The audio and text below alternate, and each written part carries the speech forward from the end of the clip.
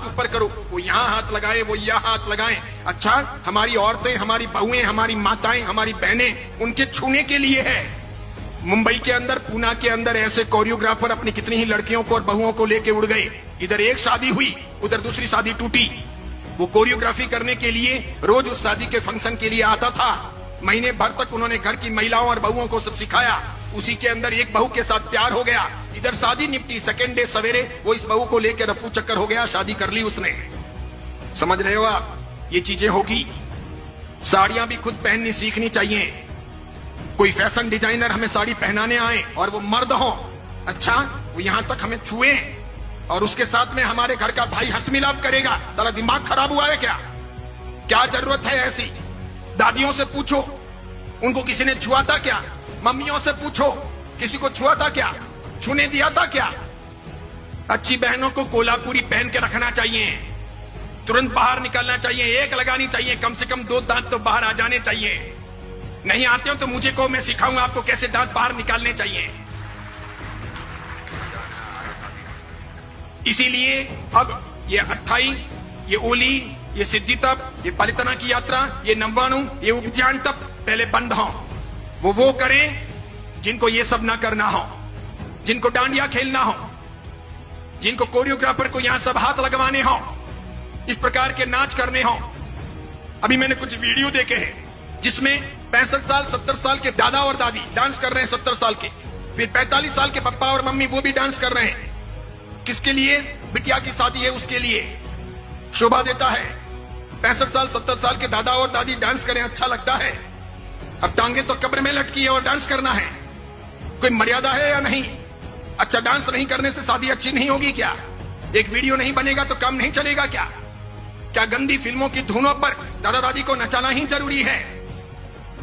कई सारे समाजों ने प्री वेडिंग शूट भी बंद कर दिए।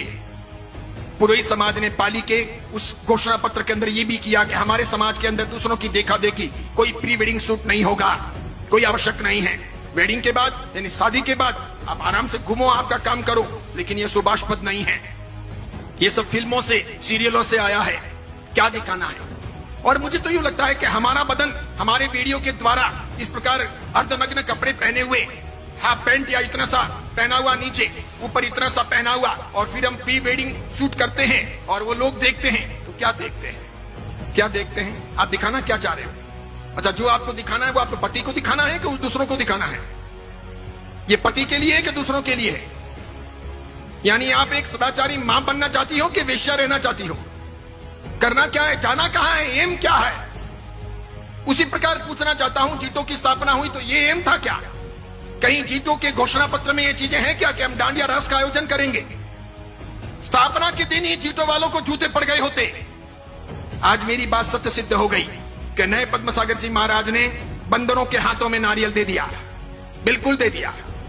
जीटो में कई लोग ऐसे भी हैं जो सदाचारी हैं, समझदार हैं, आचार संपन्न हैं, मुझे मिलते भी हैं, अन्य महाराज साहब को मिलते हैं। कई माताएं भी ऐसी हैं जिन्होंने अपनी व्यक्तिगत जिंदगी में ऐसा कुछ किया नहीं है, वे चाहते भी नहीं है, लेकिन अपने यहां पर ये समूह जो है मिलकर के माथा फोड़ना, मेजोरिटी डेमोक्रेसी, मुझे ऐसा लगता है कि जैन समाज के कुएं में किसी ने भांग डाल दी है, सबको वही पानी सप्लाई हो रहा है, इसीलिए सामूहिक पागलपन सवार है।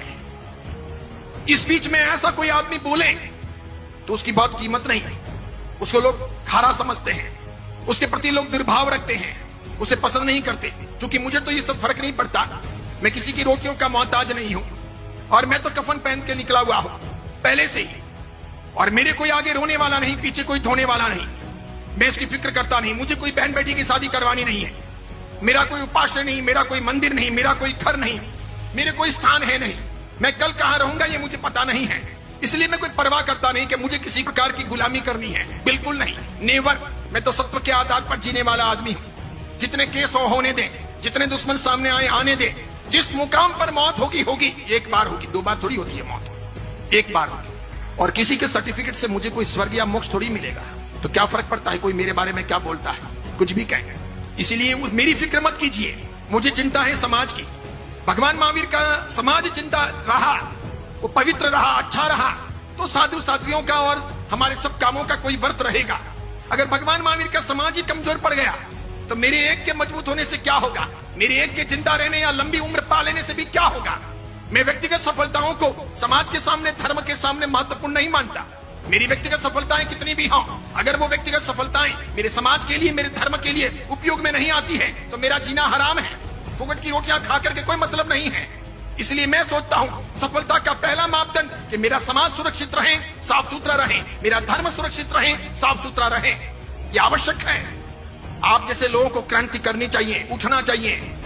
पूरे बेंगलुरु में यह हवा फैलानी चाहिए कि डांडिया नहीं होगा, कोई जीतो, कोई जियो, कोई अन्य संस्थाओं के अंडर में नहीं होगा। उसके लिए संस्थाएं ना बने। जो लोग भी प्रयास करें आकर के मुझे कहिएगा, मैं आपके साथ में हूं, तन से, मन से, धन से, और पूरी ताकत लगाइए। और खास करके मैं मातृशक्ति से कहना चाहूंगा कि उठो। हमारी बहन बेटियों को, हमारी आने वाली परंपराओं को हमको भ्रष्ट नहीं बनाना है, वेश्या नहीं बनाना है। जवानी के दिन तो चले जाएंगे, उनको लोगों के सामने नहीं थिरकाना है। वो गंदे गंदे फिल्मों के गीत क्या सिखाने हैं, क्या जरूरत है, और क्या क्या होगा, और वापस रात्रि भोजन होगा। इसलिए जीतों की भलाई इसी में है कि वो समझें, वो मर्यादा में रहें, वो ऐसे काम ना करें। वो IAS IPS के लिए काम कर रहा है, वो बहुत अच्छा है, वो कीजिए। एजुकेशन के लिए, साधर्मिक भक्ति के लिए, मेडिसिन के लिए, या फिर साधु साध्वी के वैयावच यानी श्रवण आरोग्यम के लिए जो काम कर रहा है वो अच्छा है, बहुत बढ़िया है। इसके लिए वे अभिनंदन के पात्र हैं। लेकिन ये जो काम किया जा रहा है, इसमें जो लोग भी लगे हुए हैं, बस इसी में शान है कि चुपचाप पीछे हट जाएं, ना करें। इसका अंजाम अच्छा नहीं होगा। फिर ऐसा ना हो कि हमको दूसरे कोई तरीके अपनाने पड़े बंद करवाने के लिए। ऐसी चीजें मान्य नहीं होनी चाहिए।